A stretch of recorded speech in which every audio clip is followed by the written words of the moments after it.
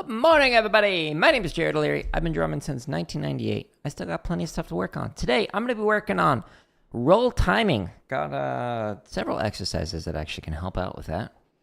But when we work on it today, I will be starting around 40 and just going up one click at a time to try and get better with it. In these practice streams, I share how I'm practicing, what I'm specifically working on, and they all include timestamps in the description for almost 400 practice streams, so you can check that out if you're interested in it in this particular playlist. Now, often people will come into the various chats that I've got on my monitor, and they'll ask me some questions like, hey, Jared, how do I get better at this, or how do I teach this? Because I've been drumming for so long, and because I have a bachelor's, master's, and PhD in music education, I'm happy to answer those questions based on my experience and some research and whatnot. I will often edit those answers and put them in this drumming tips playlist that has almost 100 videos in it and over 13 hours of tips to help you and I with drumming and whatnot. Now, all of the play-alongs I'll be using, you can actually find on my home tab of YouTube. There's over 2,000 of them, and they're free, so enjoy. So if you go to my home tab, we've got everything organized alphabetically into categories. So chop stuff, gaming stuff because I'm a nerd, grid variations. There's so many you have to click to actually show all 1,000+ grid variations. Some limb independence, which we worked on yesterday. Marching bass drum stuff. Some drumline cadences. Computer science stuff. Again, I'm a nerd. A bunch of technique exercises. This is where I'm going to work on stuff today. So you actually have to click this one as well to expand to show all the playlist. And then here's where you can find all the tips, the lessons, and the live streams, etc. Okay, now I am going to get motivated here with Shia LaBeouf. So, Shia, help me out here. I'm going to hide him. It makes me laugh. It gets me in a goofy mindset. All right, Shia, here we go. Let's do it. Do it! Just do it! Don't let your dreams be dreams. Yesterday, you said tomorrow. So just do it. Make your dreams come true. Just do it. Some people dream success. Well, you're going to wake up and work hard at it. Nothing is impossible. You should get to the point where anyone else would quit. And you're not going to stop there. No, what are you waiting for? Do it. Just do it. Yes, you can. Just do it. If you're tired of starting over, stop giving up. Oh, yeah, Shia LaBeouf. I am tired of starting over. Woo-wee. Look at that flex. Okay, so all of the exercises I'm going to be demonstrating and thousands more are linked at the top of each one of the play-alongs. This takes you to jaredoleary.com/drum. It's linked there if you're on the vertical. We got the 62 chop exercises, over 1,000 grid variations, over 55 drum charts, and hundreds of permutation exercises and timing exercises. We've got almost 500 marching bass stuff, a bunch of drumline cadences, and then almost 400 technique exercises. And then here's where you can find all the lessons and whatnot. Any video that says members first is scheduled to release for free. My goal is to basically make my entire income ad supported, which means free to you. So if you want to sign up for membership, I have a tier that's the lowest possible amount of money that I could set on YouTube is 99 cents. So you can access, it's like 460 some odd videos or something like that for 99 cents if you're interested in that. Otherwise, just wait. It'll come out. It might be like a year and a half from now, but it'll come out. I promise. New one every day. Anyways, I'm going to warm up first, and then I'm going to stretch massage, and then I'm going to work on the roll timing playlist, and then I'm going to chop out. That is the goal for today. So let's actually warm up with, so we did triplet diddle the other day. I'm going to warm up this time with Rodeo. So this is a 16th note exercise that is like a extended variation of gallop. Woo! And let's make it actually higher quality. There we go. Now we can actually see it. Okay. In the timestamps of every one of these play-alongs, they start slow. This one starts at 20 beats a minute, and then they go fast. This one ends at 160 beats a minute. I'm going to just use this as a nice, comfortable warm-up. I'm going to start at 100, turn up the volume, jam, pump it up. We'll get the blood flowing in the hands. and then stretch massage.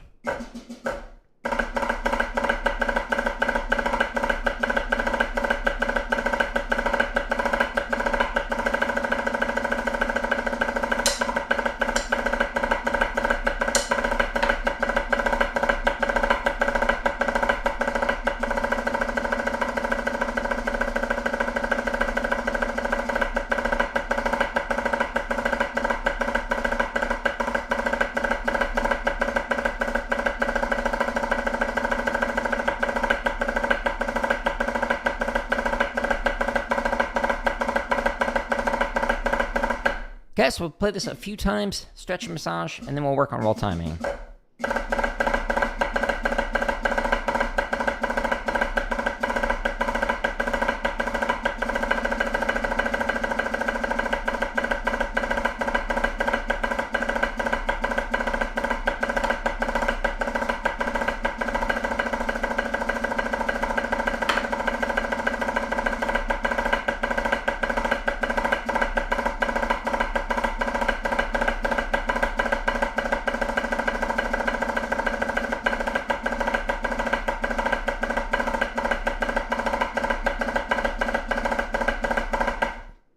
Sweet.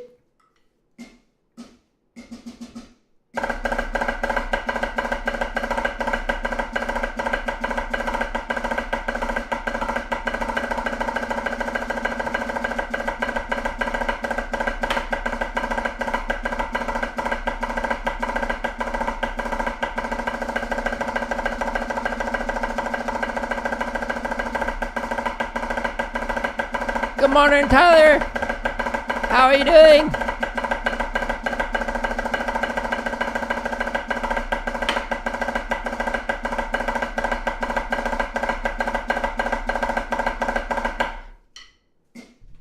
Forgot to move that back.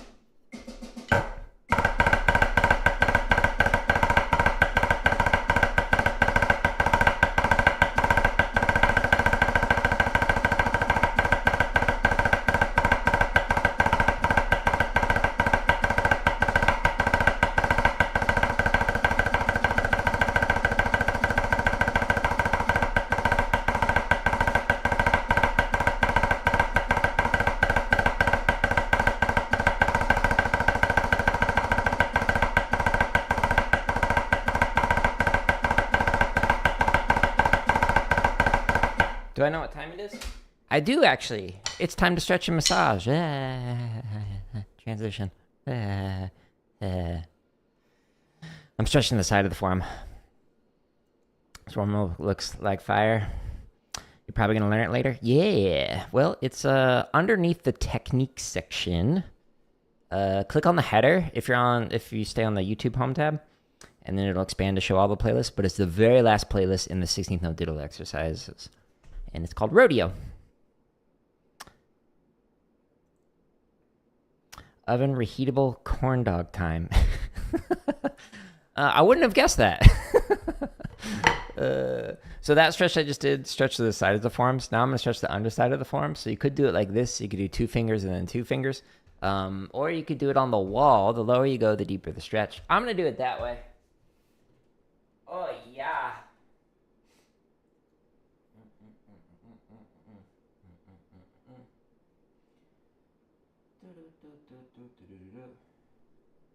Oh, that felt great. Don't put all your weight into it, by the way. You don't want to rip stuff. You can also stretch the top of your forearm, which is what we're going to do now. So you could pull back this way. You could do 2 fingers, 2 fingers. Or you could do on the wall. The higher you go, the deeper the stretch for this one. You're playing along today? Nice, nice. Work from home days are the best. I've been doing that for the last 7, 8 years. It's great.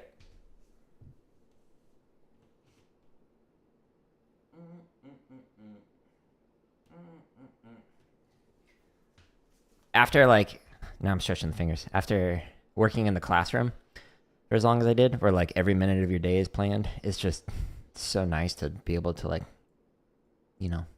kind of schedule things how I want to. The thing that, really solidified it for me was, when I got a call from my wife, and when I first started working from home, and she's like, I got a flat tire. I don't know where, like, how to like change it, because she hadn't learned at that time. And I was like, I can go help, and I don't have to hire a substitute.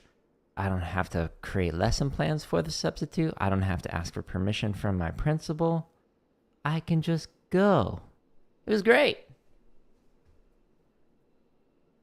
The only thing that I didn't really like about the work from home, though, was like, eventually when I was like the director of education and research, like about on average 6 hours of my day was spent in meetings, and then at least an hour on email.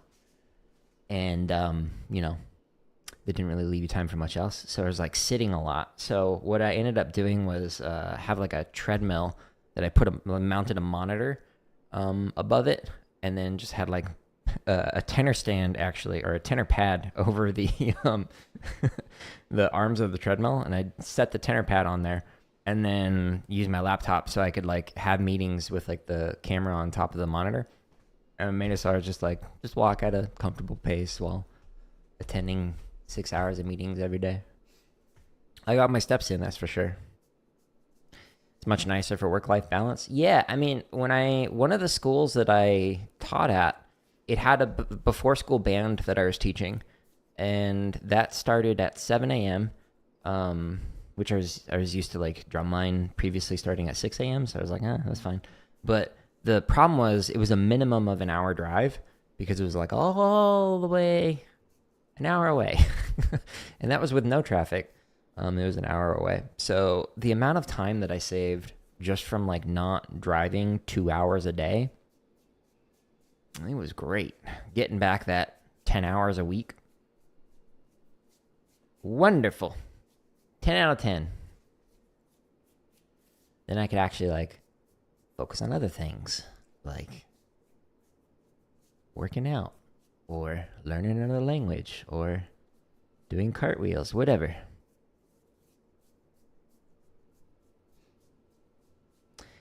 Drumline at 6 a.m. will kill you? Yeah, I mean, so the high school that I was in, we had one, on Tuesday nights, we had after school practice. I'm going to massage for drumline only. But during the morning, the band started at 6 a.m. So for drumline, that meant we had to be there at 5:45 so we could get our drums all set up and be on the field by 6.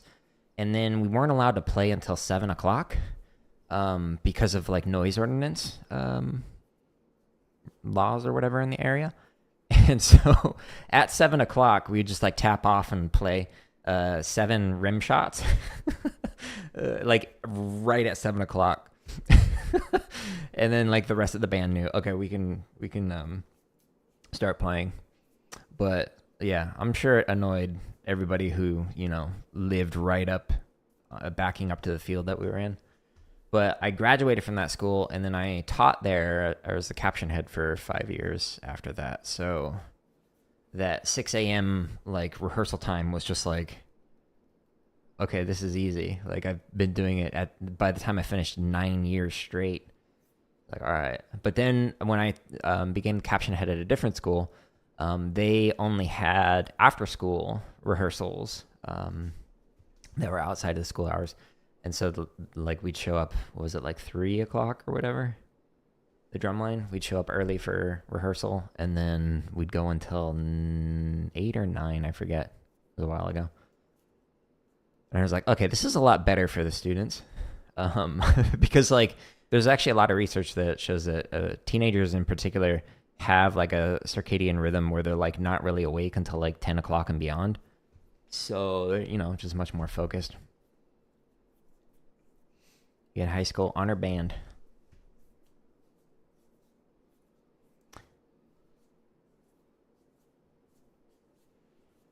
A noon kickoff. That's not bad. It's not bad. Although for college students, like asking college students to show up at noon sometimes is a bit rough.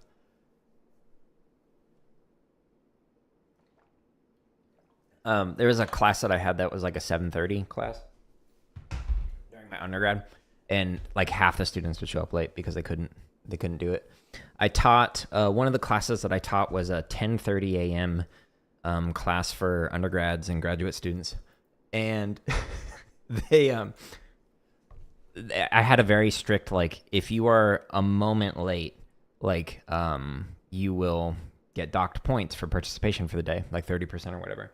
And the rationale behind that was, if you are a moment late for becoming a teacher, which these classes were for music educators, so they're all becoming like band directors, general music directors, etc. Like if you're a minute late and you don't show up for your 7 a.m. class, your principal's going to be in that room teaching that class for you. You don't want that. You think you're the only teenager here in the live? You know, what's interesting is the majority of the people who watch my content are in their like late 20s and early 30s, which I wouldn't have expected, but at least according to the demographics on YouTube.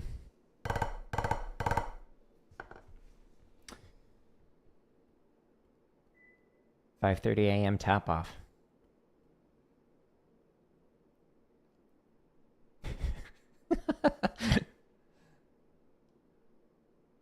Why did you have to do that early? Like, I get, like, so we would have like Saturday rehearsals where we would like rehearse, go through the show, etc. for a couple hours before like a show if we were performing late in the afternoon or in the evening.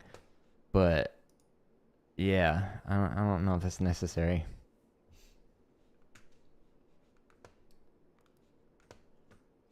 Where are we at? Oh yeah, we're doing roll timing. Okay, so actually I'll show you on YouTube. So if you're on here, so the if you scroll down under the technique, whoop, the exercise I was just playing is called Rodeo. It's in there. There's also an inverted version of it, which we'll get into inverted diddles here in a moment. But the thing that I'm going to work on today is roll timing variations.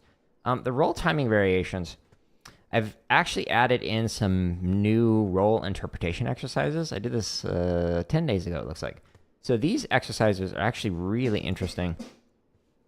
So there's a tendency with like beginner and intermediate players, they don't really know what the interpretation of a diddle is. So like the exercise that I was just playing, Rodeo, like if it's all on the right hand is 16th notes. There's a tendency to like slur it out, where they don't really hear like the crisp rhythmic interpretation of it.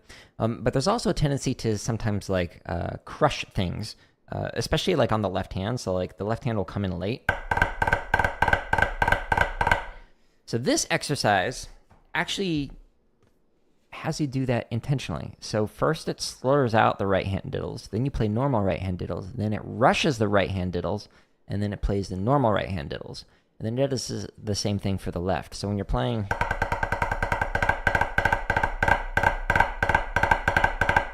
it's basically the idea behind like the right hand and then the left hand.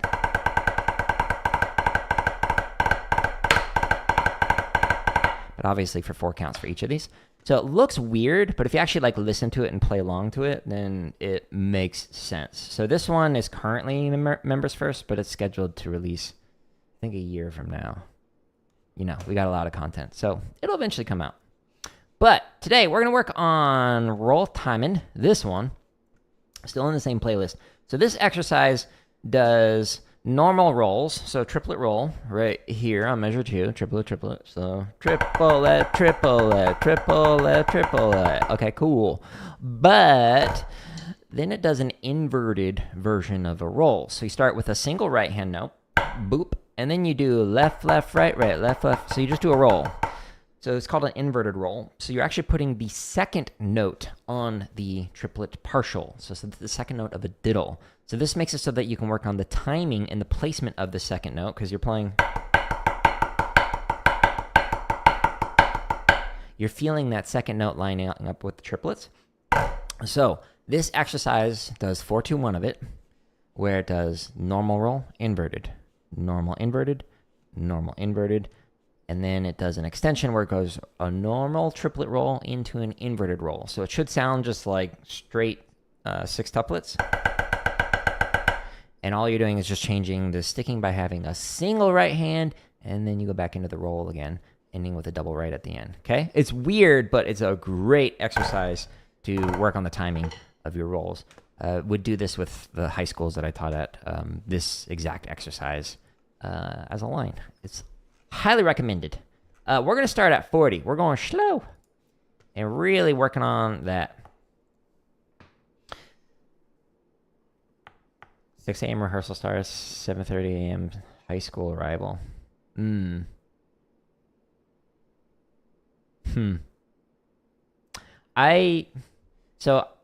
For my music ed undergrad, they required you to do 2 years of college marching band, and I hated it because I went from doing drum corps in high school and then still doing drum corps in college, but going from drum corps into the high school marching band where people were honestly just there to party. Like that's all they cared about. And like I, as somebody who doesn't drink and like doesn't engage in that kind of stuff, was just like, why am I forced to be here? I've got multiple years of drum corps experience. Shouldn't that allow me to like test out of being in marching band?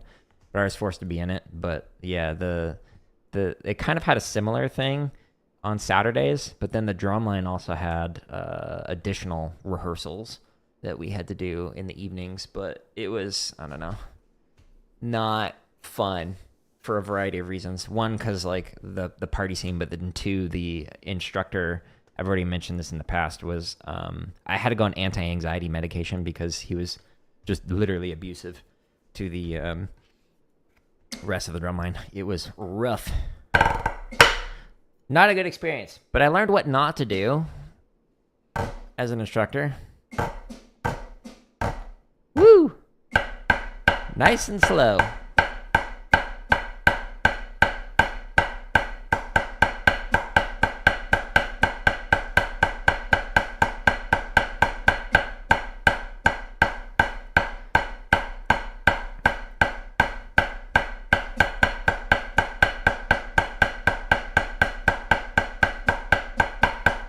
So a double right at the end. Now an inverted 2.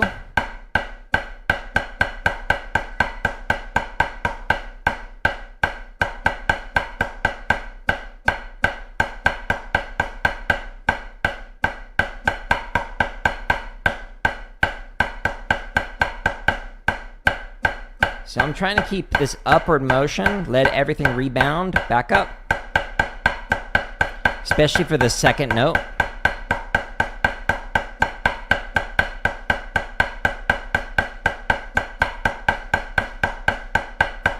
And again, you're ending with a double right because of that inverted roll at the end.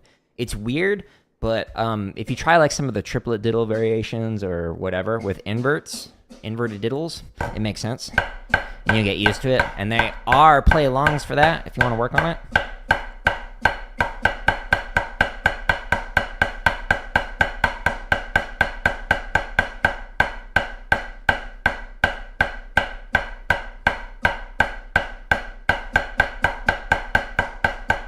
You like the way this one flows? It's a good one, right?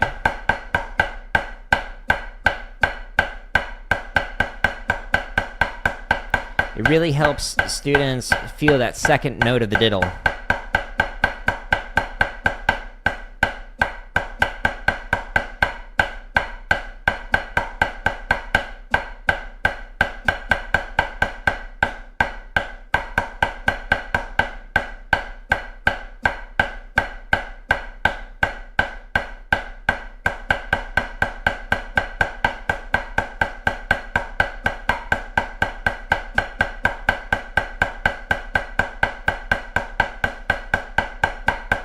I'd also do like, especially with private students, we would alternate going from a normal diddle into like an inverted version of a diddle exercise, and we just go back and forth between them. It was a great exercise. Late to work on.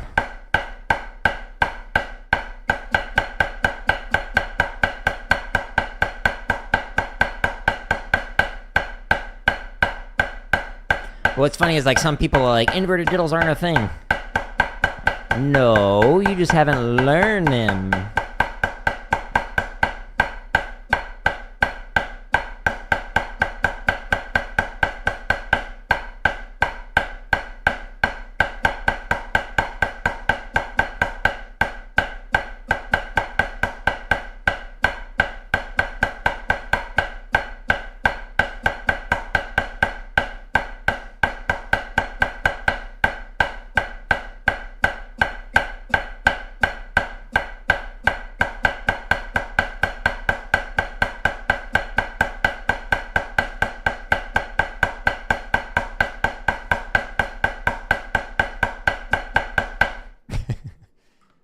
You joke, but I'm telling you, some of the comments I get, it's like, it's clear you've studied with one person and you think that they knew everything about drumming. That's great that you revered them, but if you study with more people, you'll learn different things.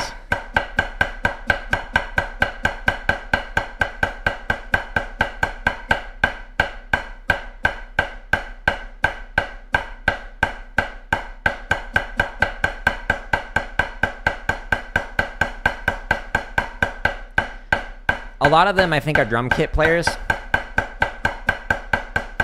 Or like concert percussion. The comments that I get stuff like that from.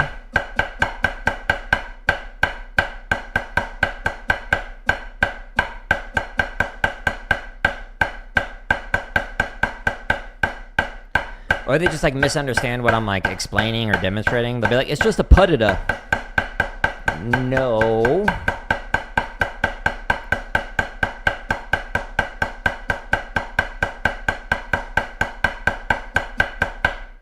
Sure, the very first 3 notes are putted up, but then it's just a roll after that. Why, hello, welcome back on YouTube Vertical.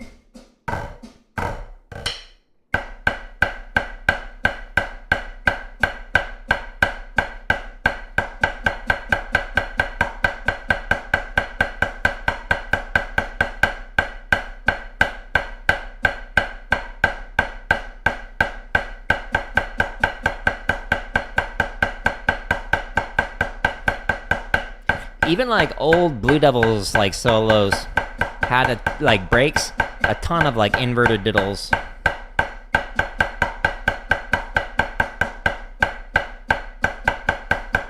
It's been around for a while.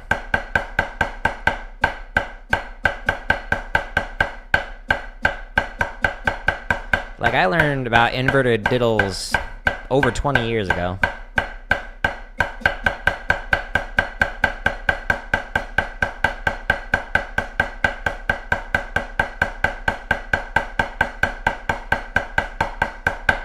Cool. Now I'm going to lower the heights, and I'm going to do it at tap height. I'm going to really, again, focus on that timing. I'm wristing in these strokes while staying nice and relaxed.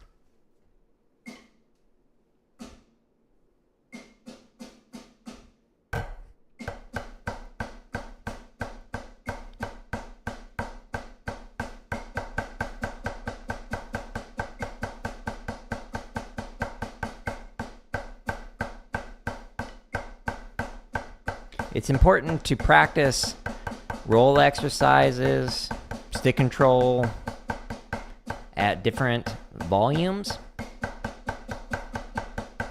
different dynamics.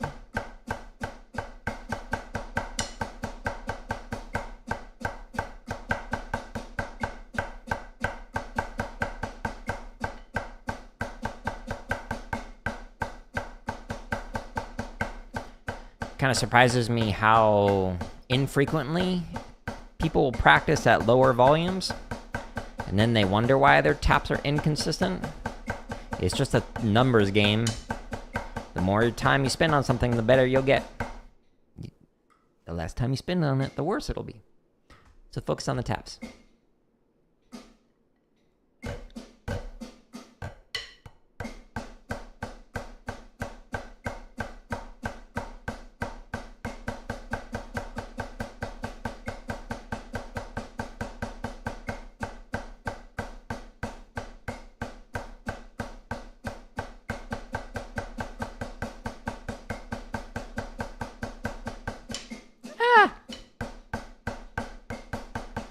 There's a vocal break. Cadets 2005.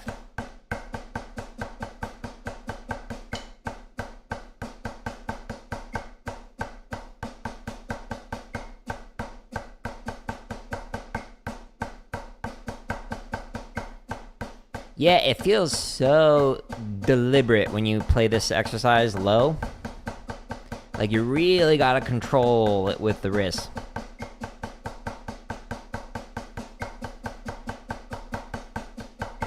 Screwed up the sticking at the end. Whoopsies.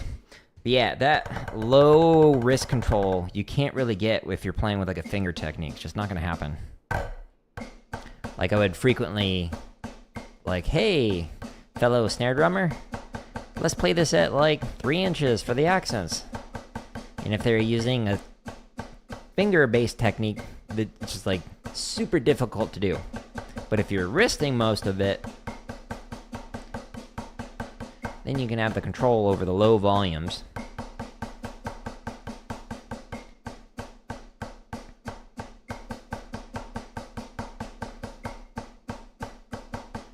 You did that too?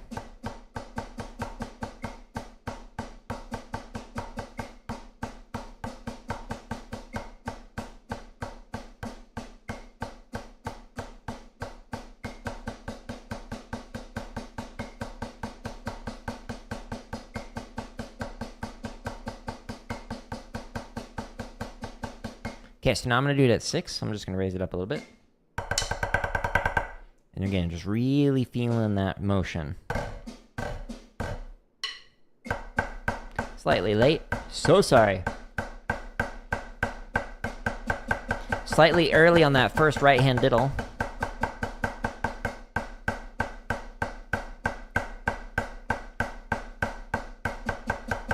Slightly late on that left.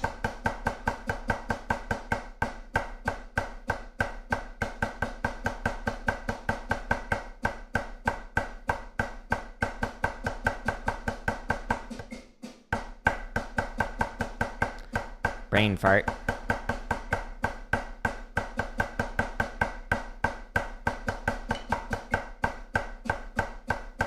A little late on that first left on the check.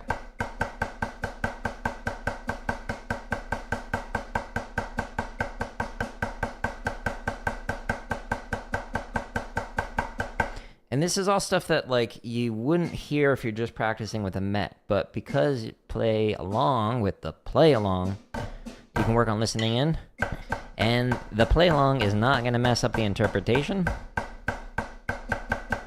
So like even if you're like drumming with a friend, you might both have a slurred interpretation or a rushed interpretation or whatever. And it might sound clean, but it's wrong rhythmically.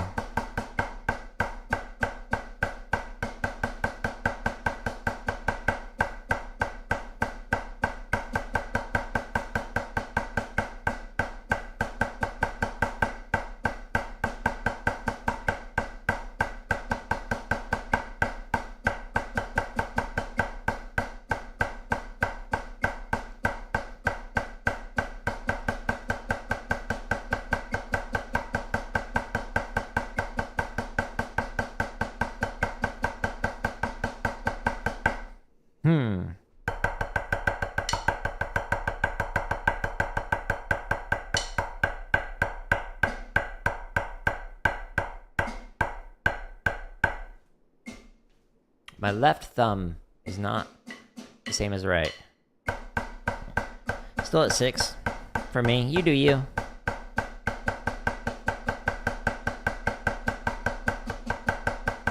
Making micro adjustments in my thumb, it might screw up some of the playing.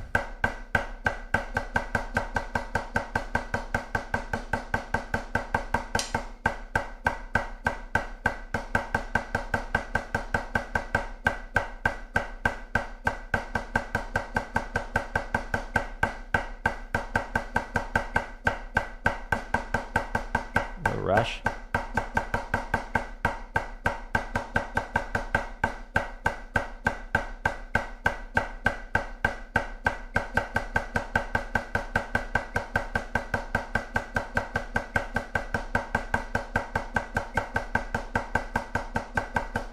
One of the things that I like to do when I was still teaching a line was like allow time to practice micro adjustments and whatnot. So when you're working on something, give time for experimentation so students can like change your technique a little, and it will sound dirtier for a little bit. And that's okay. Tell them that's okay. Encourage them to experiment. Treat it like a practice session with a group.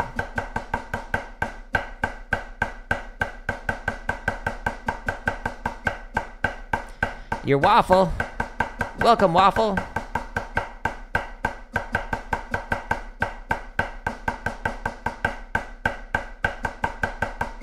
I'm gonna call you not waffle.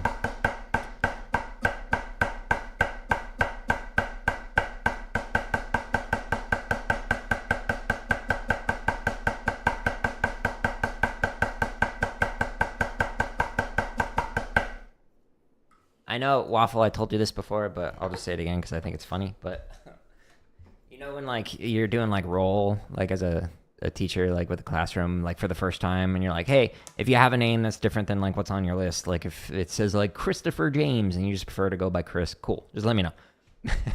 And so I like did that whole spiel and was just going through the list, and a student was like, their name was like John or something like that.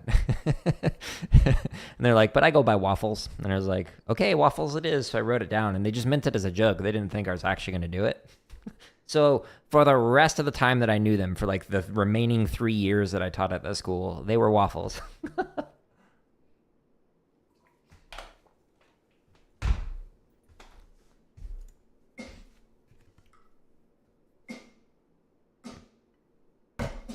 Nine inches.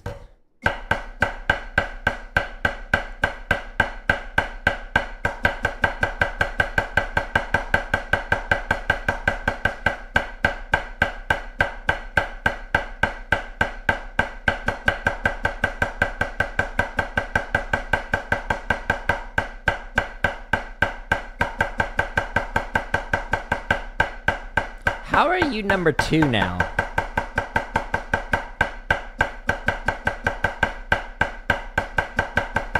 Yes, I can call you Quad Guy. Hello, Quad Guy.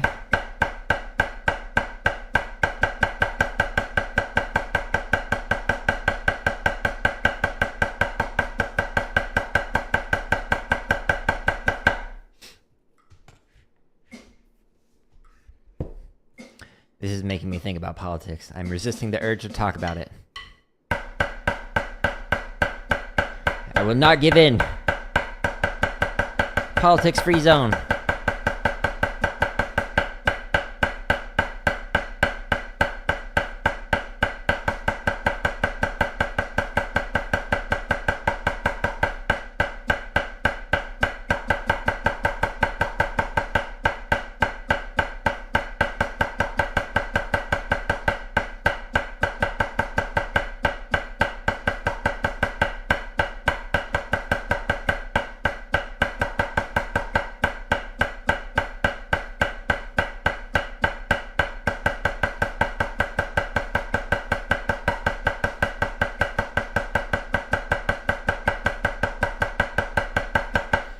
Yes, I'm really focusing on like how it feels, the contact points on each one of my fingers, and trying to match my left to my right better.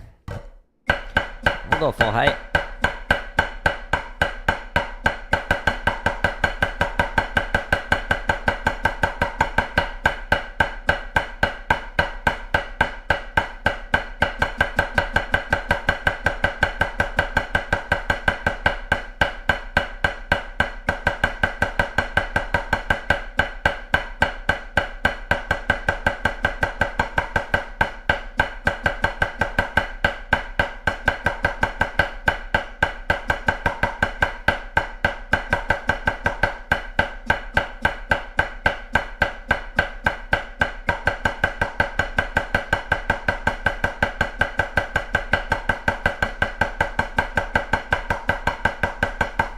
Advice for when your rolls are just too good and you have nothing left to work on. Play it on one hand. Just do do a stick on stick roll. Every roll is a stick on stick now.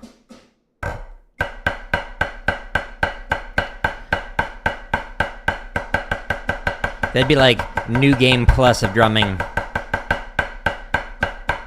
You've unlocked legendary mode. You cannot scum save.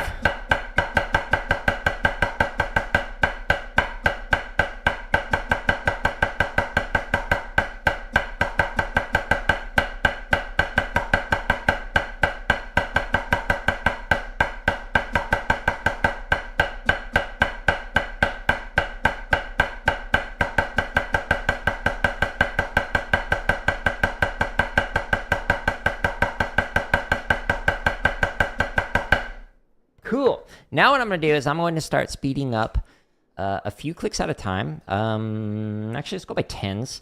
And we're going to go until it does not sound good.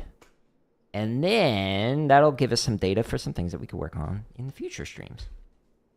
So we just spent the last, 20 minutes just playing it slow, one click at a time. And then we'll get some more data. Well, hello, Travis. Welcome back.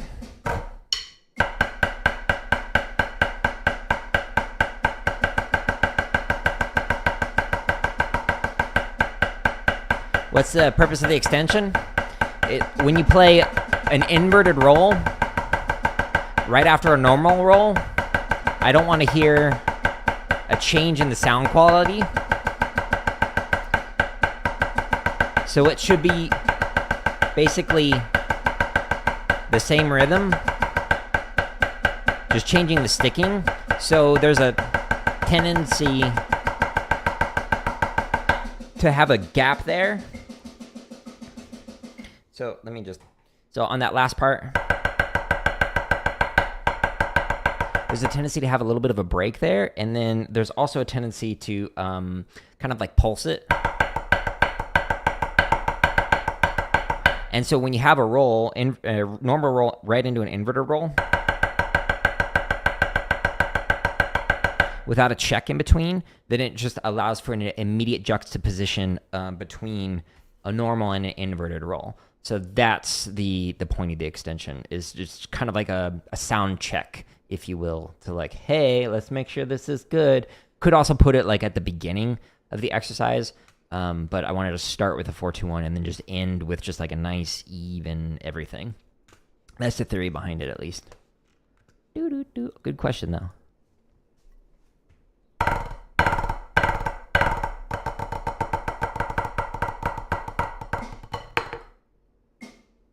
$75. Woo wee.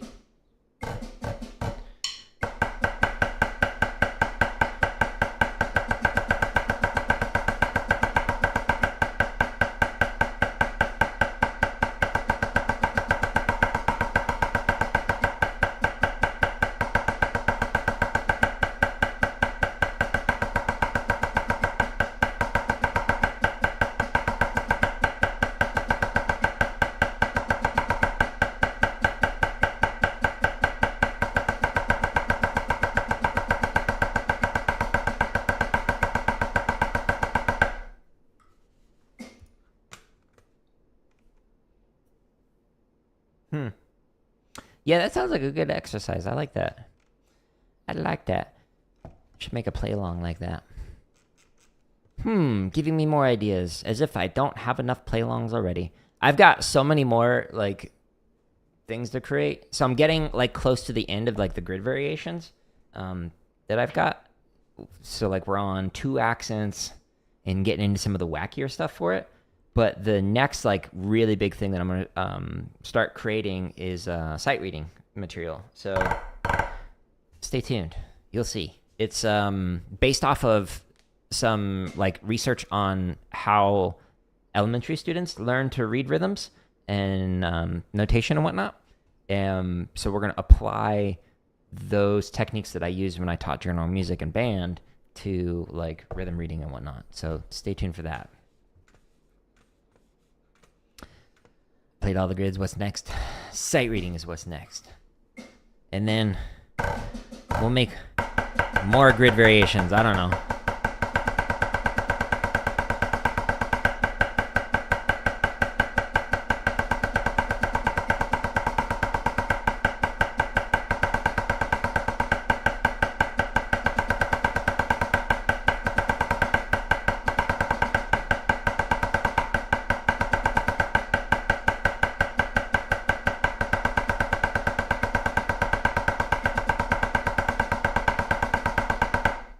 Yeah, so that transition from this roll right into the inverted roll is the hard part for the high schools that I used to teach.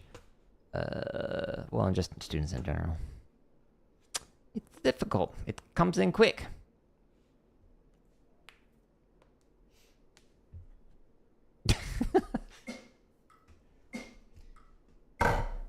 I had somebody ask me if I could play all the grid variations on my channel, like if I had worked on all of them. I was like, no. Could I? Yes. Will I? No.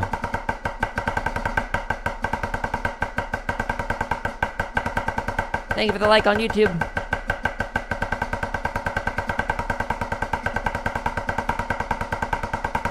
Because, you know, there's like over 1,000 of them, but a lot of them like, this is fun. If somebody wants to work on it, go for it. Am I going to work on it? Nah, I'm good. Not Waffles can work on it. Not Waffle. Ew.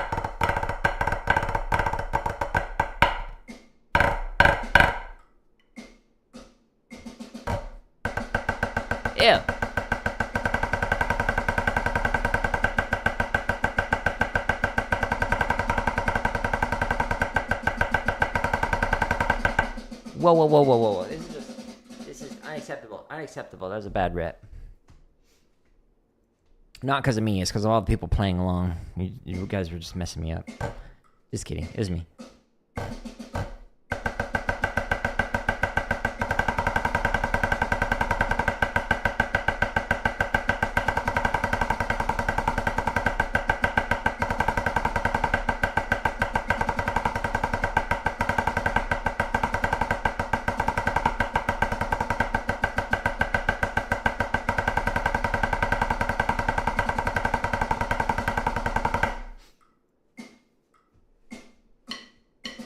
I might.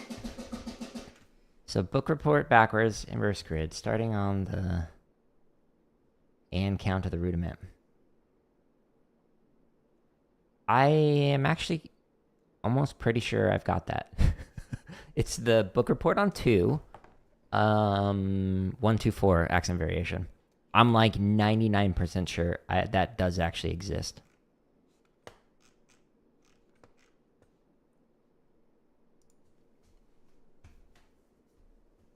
We will look it up in a moment. Almost positive.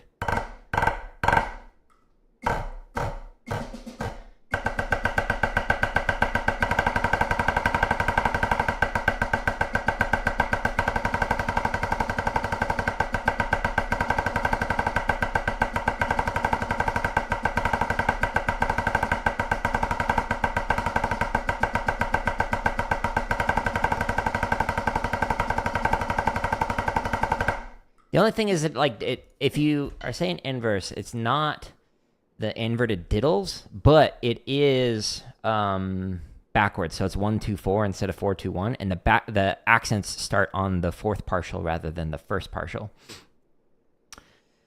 If you could tell your younger self something, what would it be? Go to a therapist. So in high school and in my undergrad, I had really bad depression and was like suicidal for the most of that. And it wasn't until like in my undergrad when I went to a therapist, and then I was like, oh, this is something that doesn't need to be like the same every single day. Like, going to bed wishing I wouldn't wake up kind of a thing. That feeling with work, like through therapy and whatnot, like went away. So that's what I would tell my younger self. It gets better with effort and guidance.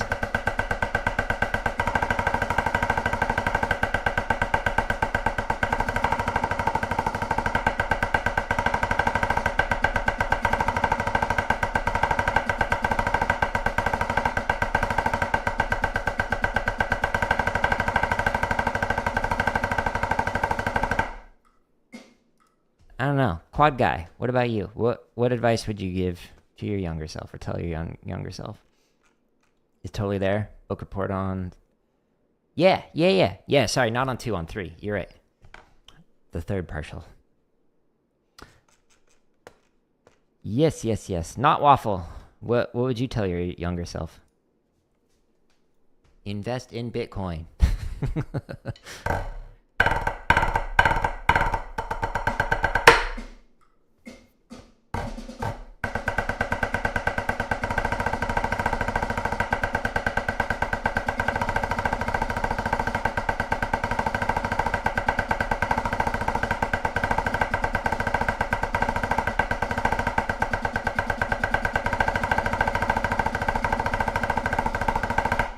That turnaround, whoo, it's quick. From here to here, two lefts, a single right, and then two lefts. That's difficult. Yeah, no, I appreciate it. It's not something that I would wish upon anybody, but I am grateful that I went through it and learned from it, because it put me in a unique position where I was able to actually identify it in students that I worked with. So there's like double digit a number of students that like identified like, hey, let's go walk over and speak with the counselor at school, and like was able to help them out. I wish more teachers could identify the warning signs that I saw. And so I actually created a podcast episode that was trying to help like computer science educators with that, to figure that out. Let's play this one more time and then I'll show you what that one is.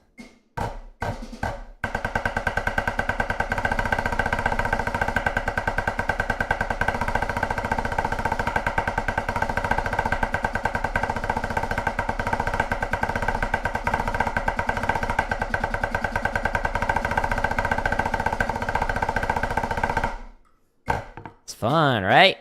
I like it. Okay, so I guess probably the easiest way, if we go to the website, so under the CSK8 stuff, there's a podcast episode. This one, Depression, Suicide, and Computer Science Education. It's a replay. I had it replay every single year on Suicide Prevention Week, and this episode actually has a ton of stats that are alarming, that I wish more educators knew about. So it's a presentation that I did, and it talks, excuse me, it talks about like all of the stats at that time when I'd written this paper, and it gets pretty raw, pretty real. So just FYI, if anyone decides to listen to it. But I wish more educators were aware of this kind of stuff and knew of the support that like students could have and whatnot for getting through it. So you're not alone if you feel like you're alone in your depression or suicidal ideation, etc.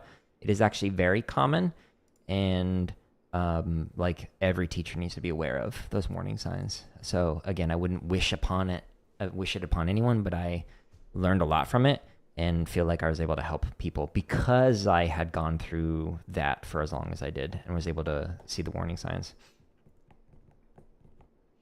You're bullied for being... Wait. Yeah. I'm glad you learned to not worry about what other people think and just be yourself. That is something that I wish more students also would have learned. Especially like... it wasn't necessarily the case with the elementary students that I worked with. It was mainly like middle school and high school, where it was like the social pressures and the peer pressures and whatnot were so pronounced that like that was like their everything. But I do wonder how much that has changed, where it's not just like you're in group in person, but it's also the pressures of like how you present yourself on social media and the feedback that you get. Like, I can't imagine with like the level of feedback that I get, like people are like, you suck at drumming, you don't know how to teach. And it's like, okay, I mean, objectively here, how many international awards do I need for you to like acknowledge that maybe I'm okay at it? But like, I can't imagine like being young and like still really learning this stuff and like trying to share it publicly. It would be difficult in my opinion, but that's just me. Let me read through that.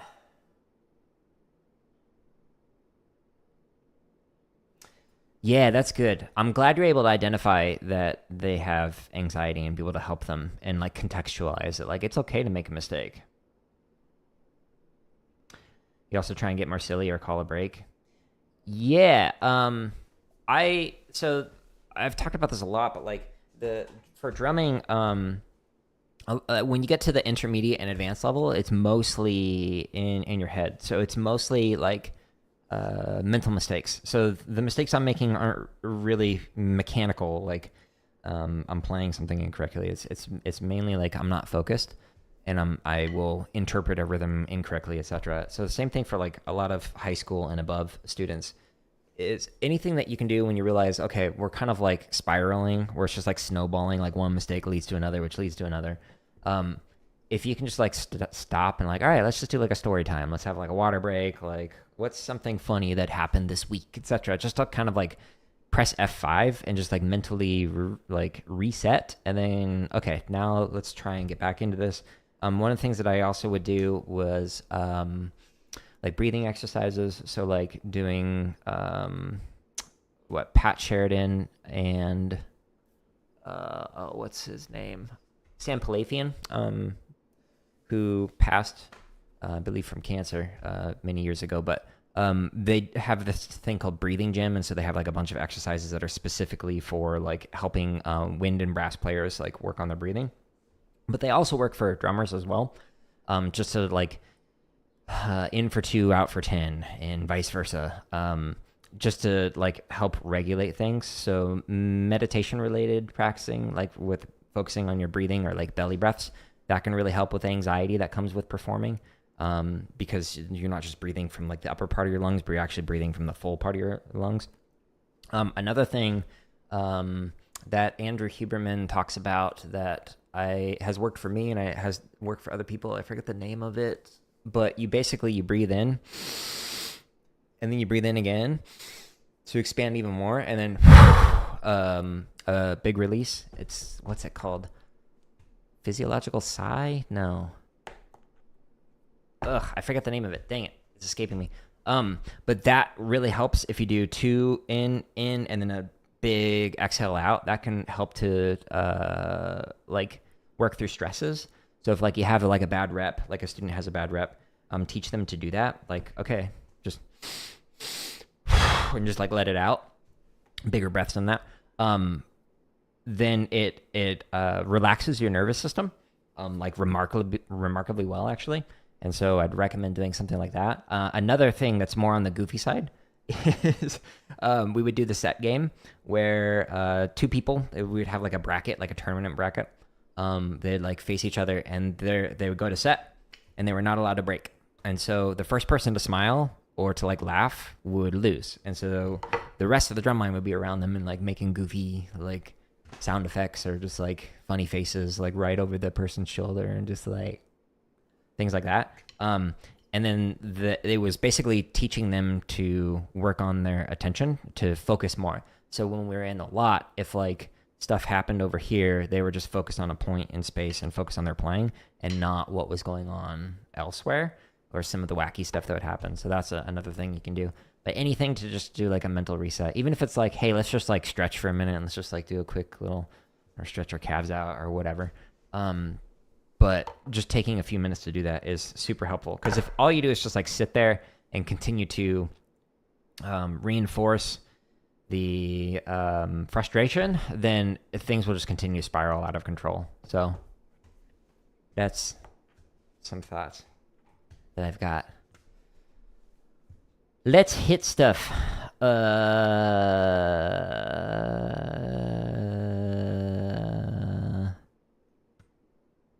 Let's do Cheezy Poofs.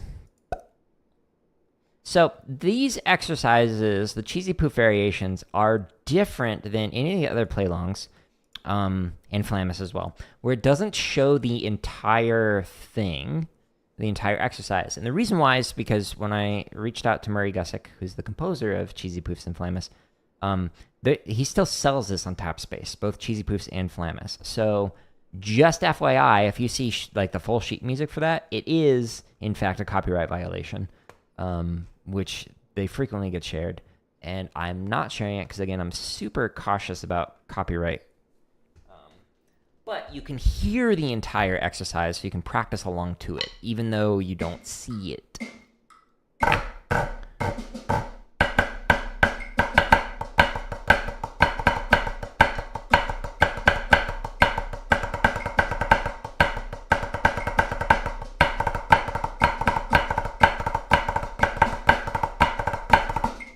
Hear it? Still going.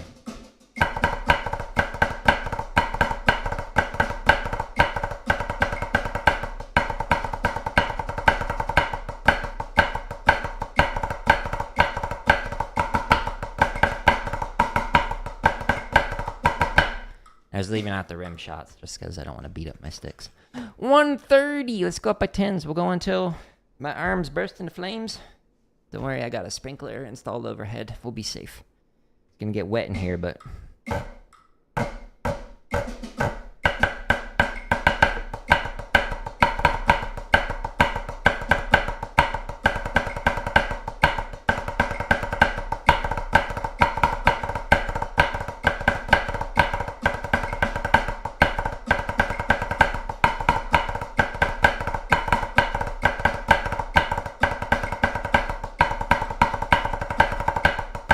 Huh.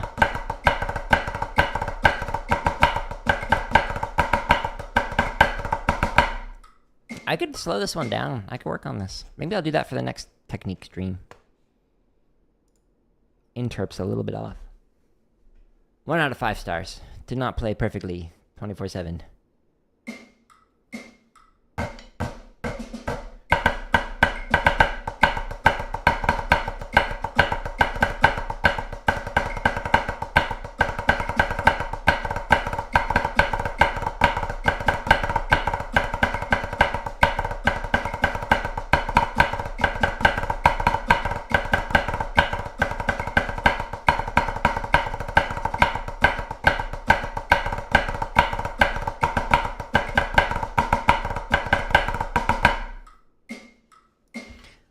It's bothering me that this accent is higher than the other accents. I manually have to like create all of these, but I don't like that this one is slightly higher. OCD kicking in. You can tell that snare was my instrument because, you know, perfectionist. I have to like tone it down or I will like never get anything done.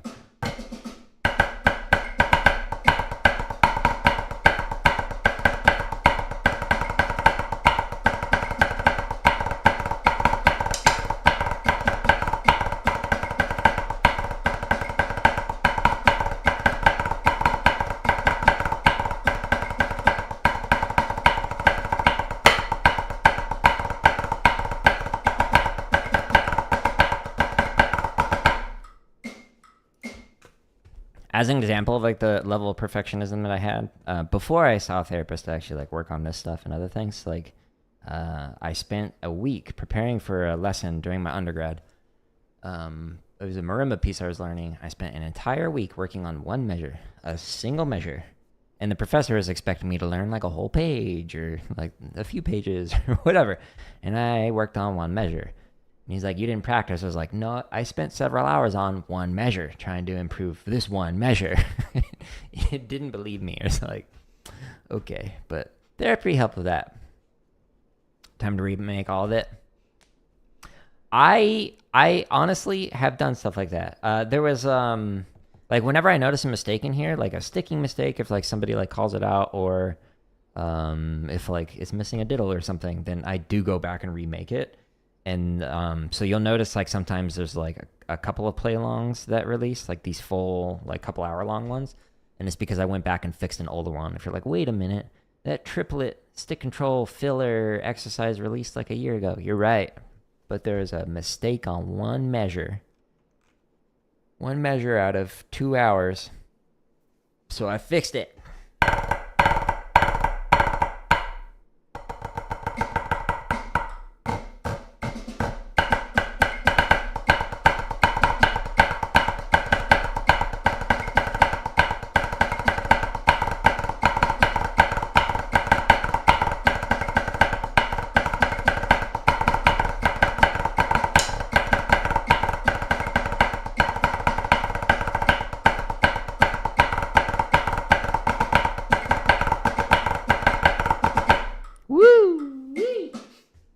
Hit my stick and it messed up a diddle.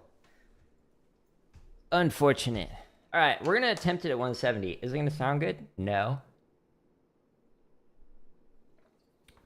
But we'll have fun trying it. We got to test out the sprinkler system, right? When my arms spontaneously combust, I need to make sure that it works. Stay safe.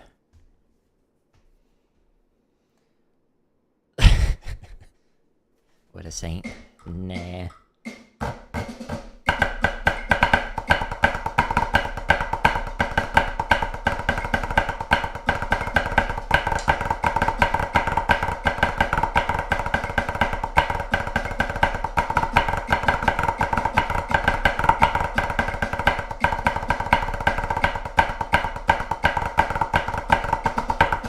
no, what?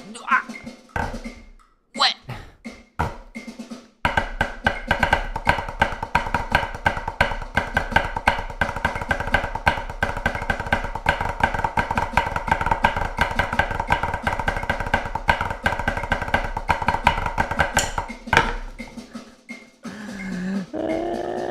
My hands are like, no, you're done.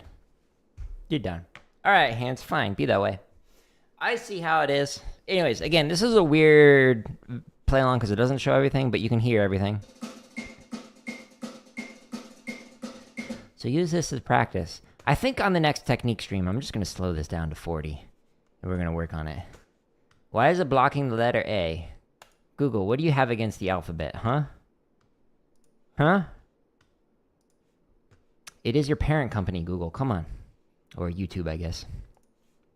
Anyways, all of these play-alongs and thousands more. My home tab. Chop exercises. Over 1,000 grid variations. Like book report on 3 backwards. You're welcome. We've also got Herta grids. The quad guy, that was for you. We got marching bass drum exercises. Almost 500 of them. Bunch of cadences. Almost 400 technique exercises. You also have to click on this one to actually show all of them. And then here's all the tips. Here's all the lessons. And then here's all the bunch of live streams if you want to see me have myself on drum kit. Stay tuned tomorrow. If you want to see me work on Cheezy poofs, stay tuned 2 days from now.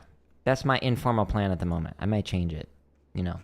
If world events lead me to be like, I really need to work on cheeses in order to save the world from alien invasion, then I will work on cheeses. I'm willing to make that sacrifice. Anyways, I'm rambling. I'm going to tear this down and I'm going to get ready for Borderlands 3. So stay tuned for that.